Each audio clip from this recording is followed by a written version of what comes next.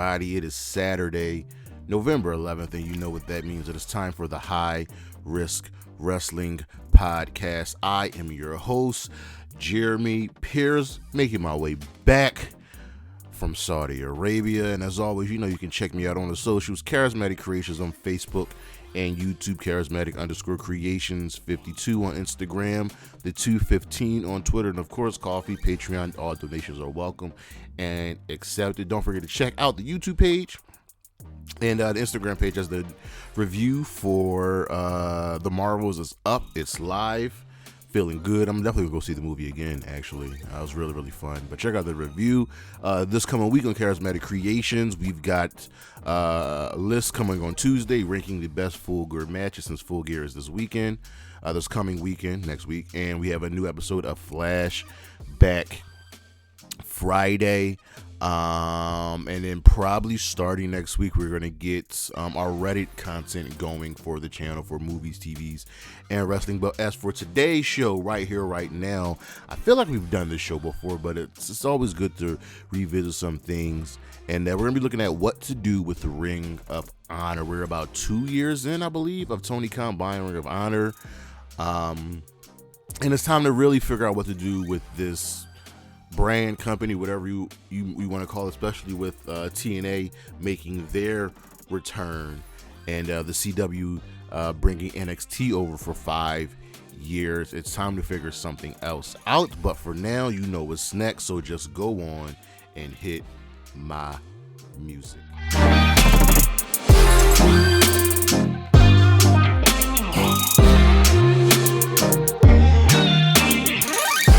All right, you know what part of the episode this is. This here, we're going to look at the 5 people to bank on to help elevate the Ring of Honor roster. So starting with number 5, I actually have to go with Billy Starkz. Billy Starkz is currently putting in some really good work on the Ring of Honor roster, being paired with Athena and to a lesser extent Lexi Nair, and being with a veteran in this business like Athena has helped the young upstart from New Albany, Indiana grow and grow and grow. Just being paired with her, she's able to get the in-ring ability, let that grow, the skill to grow and to help elevate herself. And Athena has also benefited from being with Billy Starkz. Billy Starkz is young. She's only 19. And I think she has a really bright future in this business. Number 4, Eddie Kingston, man, the current Ring of Honor World Champion. It's just a man's man. Don't tell Eddie Kingston that wrestling isn't real. This guy is just excellent. He can carry a show. He can carry it around because he believes it, and he believes in himself. And that's ultimately the greatest thing about Eddie Kingston. Currently, right now, as the Ring of Honor champion, he is able to just be awesome. And I don't know how much longer his career can go, but I think the Ring of Honor will benefit greatly with him being there. Number 3, Dalton Castle. Now, Dalton Castle is a former Ring of Honor World Champion, and he's currently been going back and forth between, AEW when he's used there and he's used in Ring of Honor, but he's great. He has great control of his character. He's solid on the mic, good in the ring. He knows what he is doing. He is a former Ring of Honor champion, television champion, and 6-man tag team champion with the boys. And if he's not going to be used to the utmost at the top in AEW, use him in Ring of Honor, have him help elevate that brand some more. Number 2, gotta go with the MVP of Ring of Honor, and that would be Athena, the current Ring of Honor Women's Champion, who's used back and forth between AEW and Ring of Honor, but more recently has been used a lot in Ring of Honor. She is absolutely killing it. She is the MVP of Ring of Honor. She is essentially carrying that brand. Since winning the world championship, she is, I believe, now the longest reigning Ring of Honor Women's World Champion, and being paired with Billy Starks has helped her also grow. Because a lot of times thought Athena didn't have, like, there was something missing. The in-ring ability was there, but it was like character work, showing some flash, just showing some, I don't know, pop.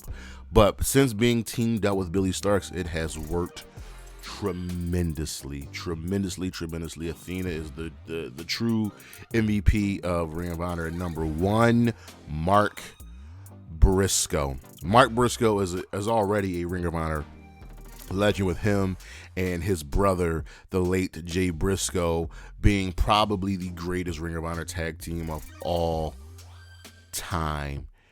And his story would be something to bank on. His story to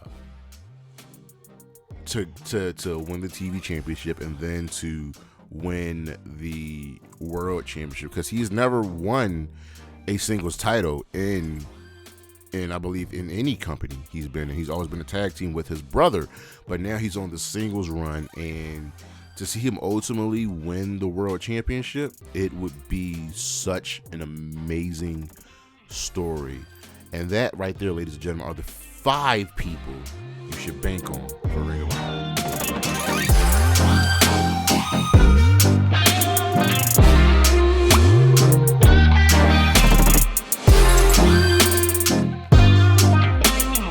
Superstar spotlight is now shining on one Diamante. I've low-key been a fan of Diamante since she's been in Impact all the way back in 2007. That's the first time I saw her, when she's part of the LAX faction. She's good.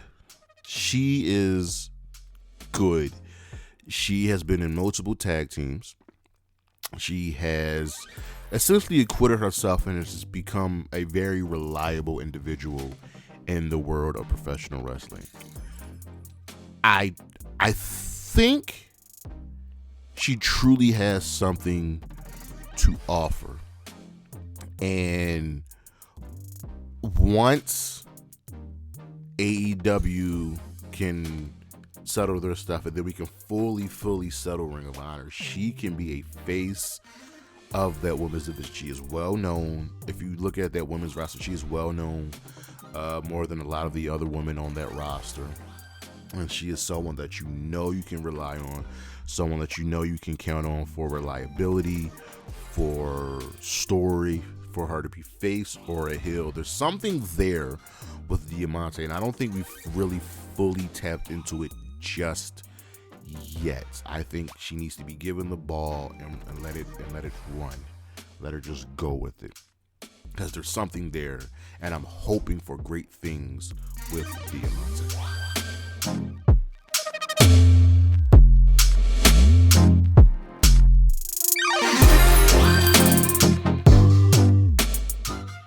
Ring of Honor, a storied wrestling company that has given us some of the all-time greats, from the Briscoe brothers to Adam Cole to the Kingdom to Samoa Joe, CM Punk, Bryan Danielson. The list is absolutely fantastic. And Tony Khan purchased Ring of Honor about 2 years ago. He's brought it back. And here we are with Ring of Honor occasionally being integrated into AEW, but also trying to stand on its own. But it's time for Ring of Honor to stand on its own. It just has to happen. It needs to happen. So, what we're going to do today is we're going to figure out what to do with Ring of Honor. Okay? We gotta figure that out. So, what's going on with the current show? Well, Ring of Honor airs on Honor Club, a subscription service through the Ring of Honor website. So there is no TV or streaming right now. And Ring of Honor is usually filmed either before or after Rampage, Dynamite's Collision. And that kind of works. It gives people something to watch before, and it gives people something to watch after. But we need to fix that, right? And for a hot minute, when Ring of Honor first got started, they were actually filming in the old Impact Wrestling studios down in Jacksonville. And I truly think, and I truly believe that is the way to go. I think that you can pull off something like NXT, where you have this one place where you film Ring of Honor. And I get it. You want the crowds there, but here's the thing. How many people are actually watching Ring of Honor consistently besides the true diehards? You know what I mean? And how many people actually want to pay for it? So currently, our current champions are Eddie Kingston is the Ring of Honor World Champion. We have no television champion, as Samoa Joe vacated the championship. The pure champion is Katsuyori Shibata. In the tag team division, Better Than You, Bebe, Adam Cole, and MJF are the tag team champions, and the Mogul Embassy, sans Swerve, are the current 6-man tag team champions, and Athena is the current Ring of Honor Women's World Champion. Now, I'm fine with most of this, with the exception of Better Than You, Baby. I get why they put the championship on them, but they have to come off. And we've got to get the champions. We've got to get the belts onto people that can be on Ring of Honor consistently. MJF is one half of the Ring of Honor Tag Team Champions. He has never appeared on a single Ring of Honor show. Not once. Not once. So we've got to fix that. You know what I mean? We've got to somehow get the championships off of him, because we have Full Gear coming up, and he's defending the championship against the Guns. I actually think the Guns would appear more on Ring of Honor than MJF. So we've got to get the championships onto people that will appear consistently on Ring of Honor, and then we have to get for me, we have to do two important things. Figure out what to do with the TV, and figure out what to do with the filming. So for filming, if you're going to tape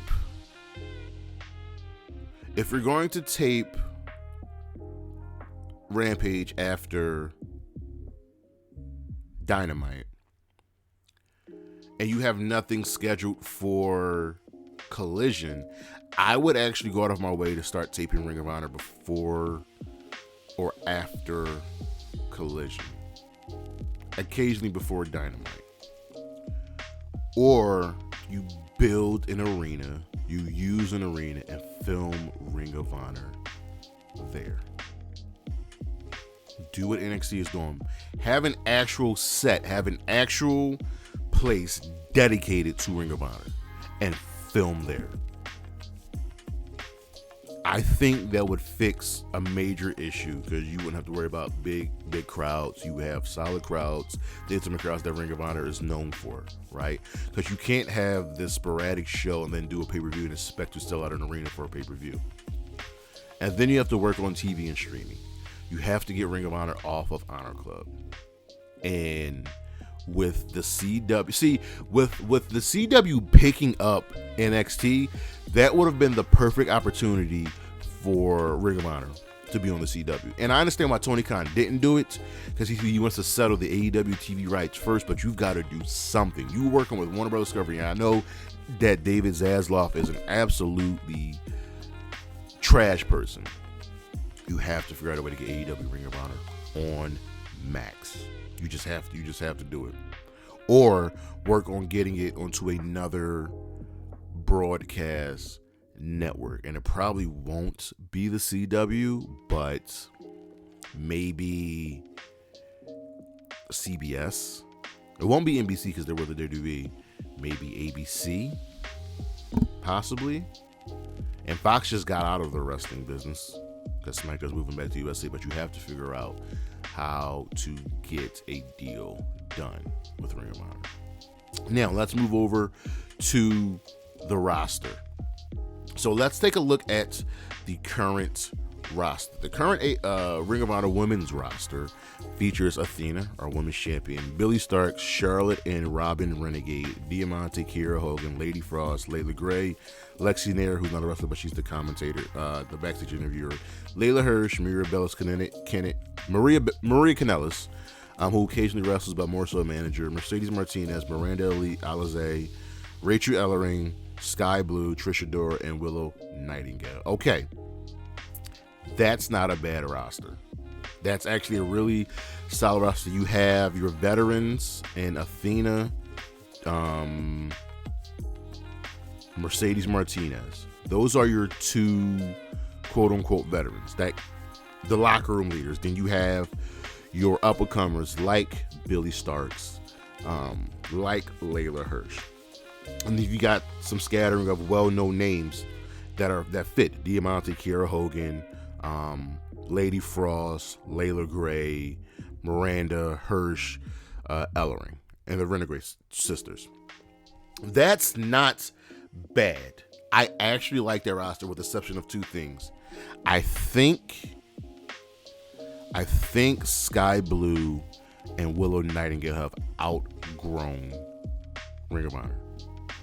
They're there to like get matches, to get some reps, but they're essentially, in my opinion, part of the AEW roster now. They've just outgrown Ring of Honor.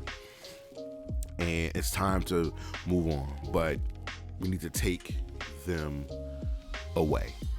All right. And then the men's roster, in the tag team division, we have actually, it's weird. There are like a lot of tag teams in Ring of Honor because the men's roster is quite large. We have AR Fox with, I think, Darius Martin, or we have actually Andretti also with the months. We got Adam Cole and MJF. We've got the Kingdom. At one point, Hangman Page was there. We've got Bandit. Like, there's a lot of tag teams there. The Outrunners, SAP, the Dark Order, the Mole Embassy, Christopher Daniels and Matt Sydal, LFI. The tag team division is scattered, but there are tag teams there. Mark Davis and Kyle Fletcher. So we're not hurting for tag teams in Ring of Honor. There are actually plenty of tag teams there, but we don't have a lot of 6-man tags. I don't think Ring of Honor needs 6-man tags, but we'll get to that a little bit later. And then on the main men's roster, we've got a scattering of people that we know, that we've seen, like AR Fox, Eddie Kingston, Bandito, the Mogul Embassy, Cole Cabana, Christopher Daniels, Ethan Page, Shotty Lee Johnson, Shane Taylor, Mark Briscoe, the Kingdom. So we've got people there. We've got the Righteous. We've got people there. We got Shibata. We've got Wheeler Yuta.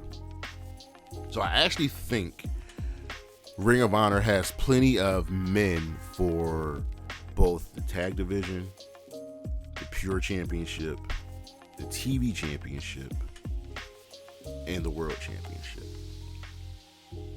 So what we need to do is build a new roster. So let's start with the 6-man, okay? We have the Mogul Embassy. We have them as our current 6-man tag team champions, right? So we've got to put some new teams together. We have LFI, who they're one of the few people I think can be featured prominently both AEW and Ring of Honor. They can go back and forth, right? I think once healthy, Top Flight should include Action Andretti. I like that. Angelico's a weird case because Luther's gone and he's got Sir Pentico, so he's not really there, right? We have Dalton and the boys, right? So I'm looking at 4 teams so far. Who else do we truly have? We've got the Outrunners, right? We've got the Outrunners. And I think it's time we start putting maybe some other people together. So we have the Shane Taylor Promotions. We've got Shane Taylor. We've got Lee Moriarty. We need to add a third person to Shane Taylor. Question is, who? Who would fit into Shane Taylor Promotions? And I kind of want to steal Josh Woods away, but somebody else needs to truly fit that mode of what Shane Taylor Promotions is really all about. And I'm here looking at what we've got. Honestly, given the right push and standard, I would put AR Fox with Shane Taylor, right? And we need to round out some more. I would do the Kingdom with Roddy, and we have I know Tony's still part of the roster. So we have Tony Nese, we have Josh Woods. So let's go Nese, Woods, and actually Anthony Henry. So there you go. We have 8 6-man teams, which I don't hate. I really, really like that. And then, actually, now that I think about it, instead of putting AR Fox with Shane Taylor, we'll put Lee Johnson there. So now we have Shane Taylor, Lee Johnson, and Lee Moriarty. That actually works. So now we've got multiple 6-man teams. So now we go into our tag division, and this isn't hard to figure out. So that becomes much easier. So obviously, when you have 6-man teams, rarely do you have a full-on 6-man team. It's usually like one dude that's a single star and a tag team, and they're just really good together, and they work together and they have a common goal. So for the tag team division, we take what we have from our 6-man teams and we just fill it out some more. So we have Top Flight, Darius and Dante Martin.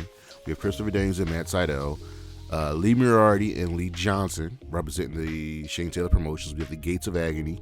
We have LFI, specifically Drillistico and Preston Vance, right? We have the Boys, the Kingdom, Matt Taven and Mike Bennett, and they're in that middle along with LFI where they're not fully featured on Ring of Honor. They're more so going to be featured on AEW, but they come into Ring of Honor when need be. We have Charlie Bravo and Captain Sean Dean, Bear Country, JD Drake and Anthony Henry, Griff Garrison, Cole Carter, The Righteous, who I think should also be elevated to AEW, and Angelico and Serpentico. That's a really good tag division. You have solid teams and solid names. You can always bring people in, but now you have enough for a 6-man tag division with 8 teams and a regular tag team division. And then we move on to the women. Everybody I named before with the women's roster stays, with the exception of, Sky Blue and Willow Nightingale. They have graduated to AEW. They don't need to be in Ring of Honor anymore. They have become household names. So we have Athena, Billy Starks, the Renegade Twins, Diamante, Kiera Hogan, Lady Frost, Layla Gray, Layla Hirsch, Maria Kanellis, Mercedes Martinez, Miranda Alizé, Rochelle Ellering, and Trish Adora. Now, out of that grouping of women, who would need to be featured in AEW when the time comes? Probably Athena. Kiera Hogan, but mainly Athena. And then I'm taking 3 women from the AEW roster and having them feature almost exclusively on Ring of Honor. Marina Shafir, Red Velvet, Yuka Sakazaki, with Red Velvet going back and forth between AEW and Ring of Honor. She's been featured on AEW twice this week since coming back from injury, and even picked up a victory. And there's something there with her. She can get the reps in Ring of Honor, but then graduate to AEW. And then Yuka Sakazaki, who has been featured in Ring of Honor before, but she's just out right now with an injury. So that's 16 women in the women's division. So one more time: Athena, Billy Starks, the Renegade. 17 women. Athena, Billy Starks, the Renegade Twins, Diamante, Kiera Hogan, Lady Frost, Layla Gray, Layla Hirsch, Maria Kanellis, Mercedes Martinez, Miranda Alizé, Rochelle Ellering, Trish Adora, Marina Shafir, Red Velvet, and Yuka Sakazaki. I like that. I like that division. That's good. So you have a lot of young stars, up and comers who need the reps and can get the TV time. Billy, Renegade Twins, Layla Hirsch. Yeah. And then you've got some names and you've got some veterans. I like this. I like this roster. This gets me excited. And then for the men's roster, so we already have tag teams. We already have 6-man. So the men here are essentially people that will be featured in the world title program, the TV title programs, and the pure championship. So we have AR Fox, Angelico, Bandito, Brian Cage, Dalton Castle, Daniel Garcia, Eddie Kingston, Ethan Page, Josh Woods, Katsuyori Shibata, Mark Briscoe, Roosh, Shane Taylor, Wheeler Yuta, and Willie Mack. That's solid. And remember, I'm going into this thinking that Brian Cage, Dalton Castle, Daniel Garcia, Eddie Kingston, Ethan Page, Mark Briscoe, and Roosh and Wheeler Yuta, they float back and forth between AEW and Ring of Honor. Especially Wheeler Yuta. He's pretty much AEW at this point. But I like this roster. Again, great names. You can put on great matches. And you can just go. So you take all of that, and what's left to be done? We need our champions. So some way, somehow, we need to start from a base and come up with champions for this division. So the current 6-man tag team champions are the Mogul Embassy. I'm going to change that because they're essentially featured on AEW. I'm going to make the 6-man tag team champions Shane Taylor Promotions. That's a good draw for them. Shane Taylor Promotions. And I could see them going into other promotions and defending the 6-man tag team championships. I would love to see them. I've said this time again, I think Ring of Honor and TNA need to be partnered together. So, the Knockouts tag team division can be featured in Ring of Honor, and then we can get the 6-man tag team division in Ring of Honor into TNA. Next up, we have our TV championship. Seeing as how I'm putting the 6-man tag team championships on the TV, so 6-man tag champions on Shane Taylor, I don't want him to hold 2 belts. So for the TV championship and someone that can just go, I'm actually putting this on Ethan Page. The man needs to be featured. The man needs to be elevated. He's so good, and this would work. The Pure Championship, keeping it the same. Make it the final boss, Katsuyori Shibata. That's what I'm doing. And the tag team titles, we have to get them off of Adam Cole and MJF. So who do we go with? Originally, I would have said Top Flight, but they keep getting injured. I'm going to go with a team that's really charismatic, that is solid in the mic, solid in the ring. And I'm actually going to go with Vincent and Dutch, the Righteous. Now that they're partnered with Jake the Snake and Lance Archer, this would work. That would work. For the Women's World Championship, I'm keeping it on Athena for now. But, and this is a big but, it's going to be time for her to lose it. And I think the story would dictate, and I'm going to take a shot on her. We're going to put the championship on Billie Starkz after Athena. And Athena can go back to being a heel again. She's kind of a face now. And use Billie and see if Billie can run with us. But you also have your backups, because I think Red Velvet would do great with the championship. I think Diamante, it's her time. And for the Men's World Championship, we're going to keep it on Eddie Kingston. We're going to keep it on Eddie Kingston and let him just elevate the brand. Now, there's one name that I think needs to be on this roster, but also to go back and forth, and that's Keith Lee. I think Keith Lee is a big enough star.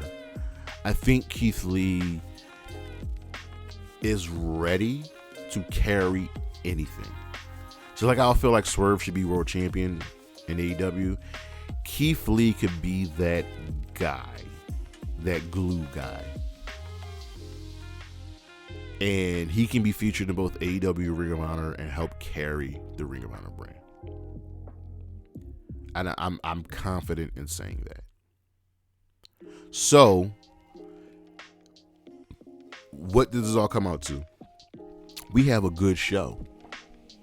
Get an arena. Hell, if you don't want to film back in Jacksonville, use the 2300 Arena here in Philly. Take it back to your roots. Make Philadelphia once again the home base. You film a month's worth of shows, right? Get the guys featured on AEW. Bam, you got your arena. Bam, when you use pay-per-views, you use the small arenas that seats 3,000 to 4,000 people, right? Bam, you got your roster. Bam, build it, let it grow. Now all you need to do is get a TV deal. Get them on streaming. Get them on Max. Get them on Prime. Get them somewhere. But you have to get Ring of Honor off the Honor Club. That's just my 2 cents, folks. That's just my 2 cents. But thank you all for listening. Thank you all for watching. I greatly appreciate it. Don't forget to check out next week's show. We will have the full gear preview.